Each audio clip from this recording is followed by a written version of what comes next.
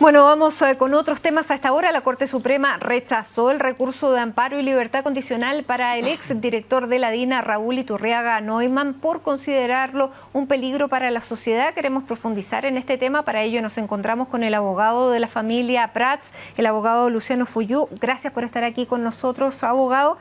Y primero preguntarle a qué se debe, bueno, ¿cómo cree usted que se tiene que leer esta diferencia de criterios entre la Corte de Apelaciones, que entrega esta libertad, y la Corte Suprema, que finalmente la rechaza por argumentos absolutamente contrarios a los que dice la Corte de Apelaciones? Bueno, son contrarios porque por algo lo revocó la resolución. Es interesante lo que ha pasado porque viene a poner un faro, una línea al tratamiento de estos temas futuros. A mí me parece que la Corte Suprema lo que aquí hizo, una resolución muy contundente ayer, muy extensa, fue entrar al fondo del tema más allá de las formas que podría haber tenido la Corte de Apelaciones. La Corte Suprema se pronunció en torno a qué condiciones tenían que darse efectivamente y si es que en el caso del general Iturriaga se daban o no para obtener la libertad condicional después de las multiplicidad de procesos y condenas que tiene y que está cumpliendo. El general Iturriaga, junto con un paquete de 8 o 9 personas más, fueron quienes asesinaron al general Prats y su señora el 30 de abril del año 74 en Buenos Aires, como se sabe, por bomba. Han pasado casi 40 años. Las hijas del general Prats, Angélica, Sofía y Cecilia, quedaron ese mismo día huérfanas de padre y madre. Sus hijos, los pocos hijos que tenían, porque eran muy jóvenes, digamos, y los que vinieron fueron todos nietos póstumos, no tuvieron abuelos.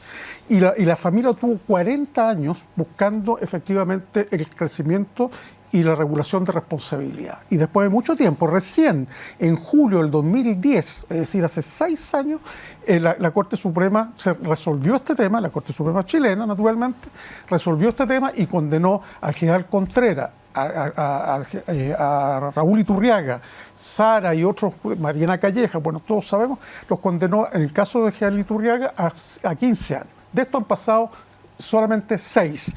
De tal manera que esto, sumado a las otras condenas que tiene el general Iturriaga, lo hacen inviable, entre otras cosas, tanto por extensión de la pena, por la gravedad de los delitos, a la libertad condicional. ¿Y cómo se entiende entonces que un tribunal como la Corte de Apelaciones le haya entregado la libertad condicional? Porque hay un problema de apreciación, Matilde, del derecho. Es decir, la Corte de Apelaciones lo que hizo fue mirar si se cumplían algunos requisitos para efectivamente postular a la libertad condicional. Y entendió que podía postularla porque llevaba a lo menos 10 años privado de libertad. No en el caso del general Prats, pero por otros casos.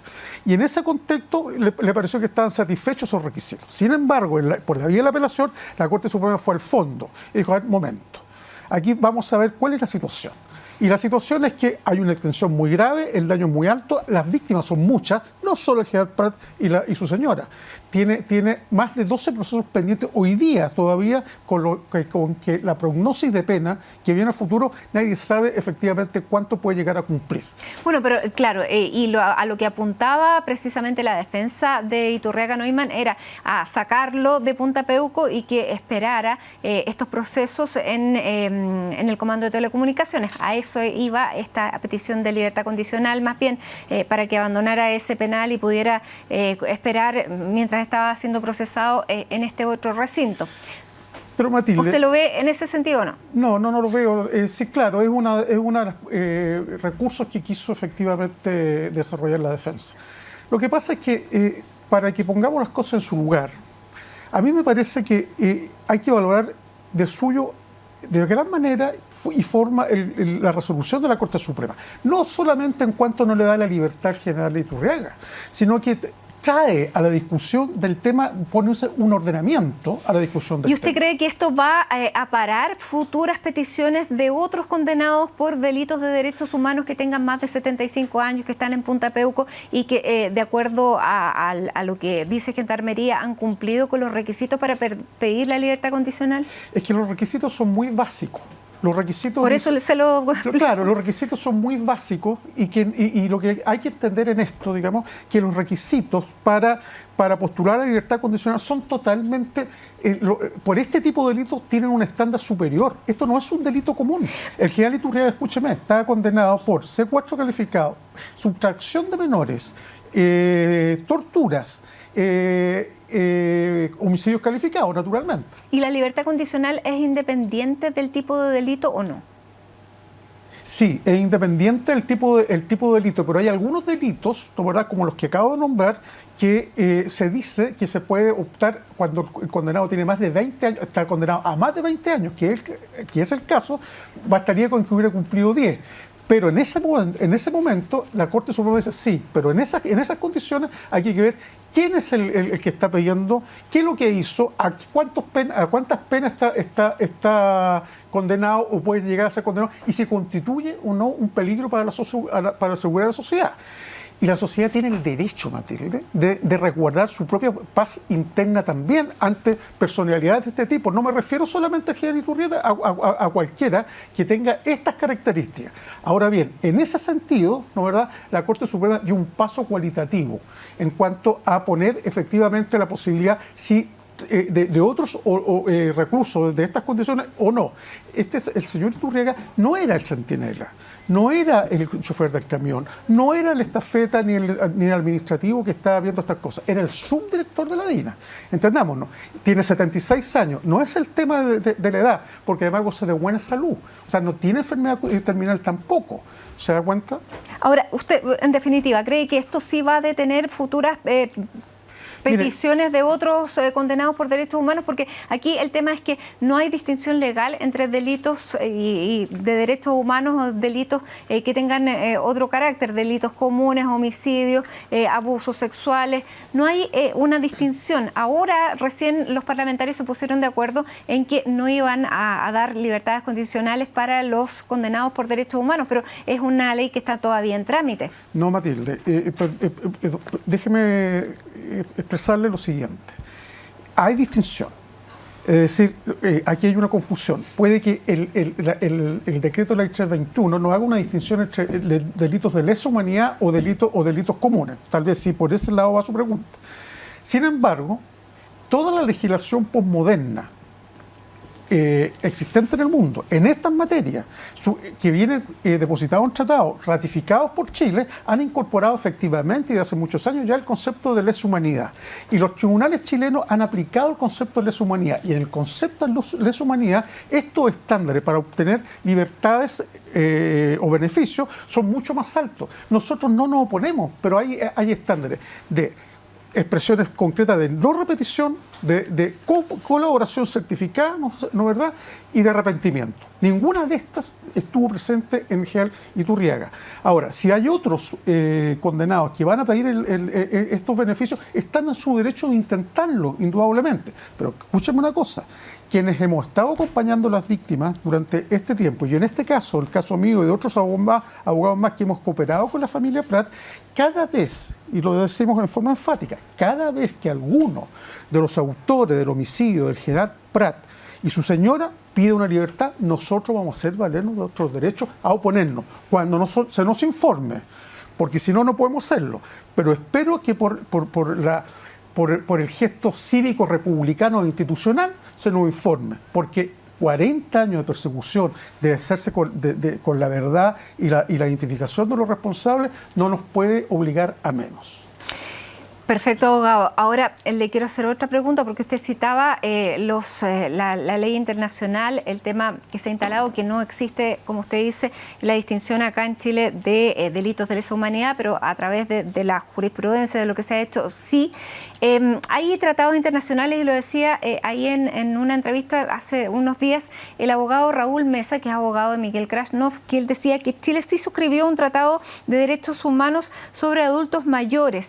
Y que a través de ese tratado se podía defender a estos adultos mayores, que según él es la mayoría de los que están en Punta Peuco, y poder otorgarle beneficios. Y eso también lo unía a esta propuesta que hizo Lorena Fríes, la subsecretaria de Derechos Humanos, en una entrevista donde decía: más allá de casos puntuales, tarde o temprano vamos a tener que discutir qué va a pasar con las personas que están condenadas por delitos de derechos humanos que sean mayores de 75 años. ¿Cómo ve usted ese planteamiento? Bueno, a mí me parece que es un poco pronto entrar a una discusión de ese tipo. Yo no digo que no haya que hacerlo. Sin embargo, aquí no es un tema que vamos a decir pura y simplemente se va a producir un indulto, se va a discutir un indulto. Eso es una iniciativa que le corresponde a los gobiernos o a los partidos o al Parlamento, pero que donde los familiares de las víctimas naturalmente deben ser escuchados y oídos. No se entendería de otra manera.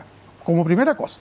Como segunda situación, es discutible que efectivamente puedan haber indultos generalizados en materia de derechos humanos, ¿no es verdad? Estamos hablando de delitos de lesa humanidad, a menos que se pongan de acuerdo sobre los estándares, y ningún estándar puede ser inferior, ¿no es verdad?, en esas materias a lo que existen en otras partes del mundo. Recuerde usted que en estas materias han habido incluso plebiscitos, lo tuvimos en Uruguay, tiempo atrás, que hubo que ser revocado. Y lo que dice el colega y el abogado Raúl Mesa, a quien conozco suficiente, puede ser una novedad, que la plantea y hagamos el debate si estos tratados sobre adultos mayores son aplicables o no efectivamente a los violadores de derechos humanos.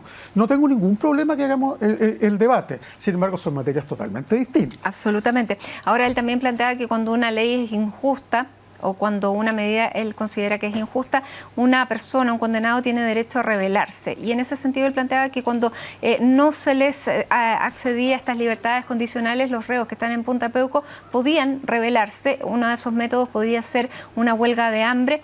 Incluso esbozó la posibilidad, no lo dijo claramente, pero él dijo, ellos siguen teniendo vínculos con el mundo militar activo.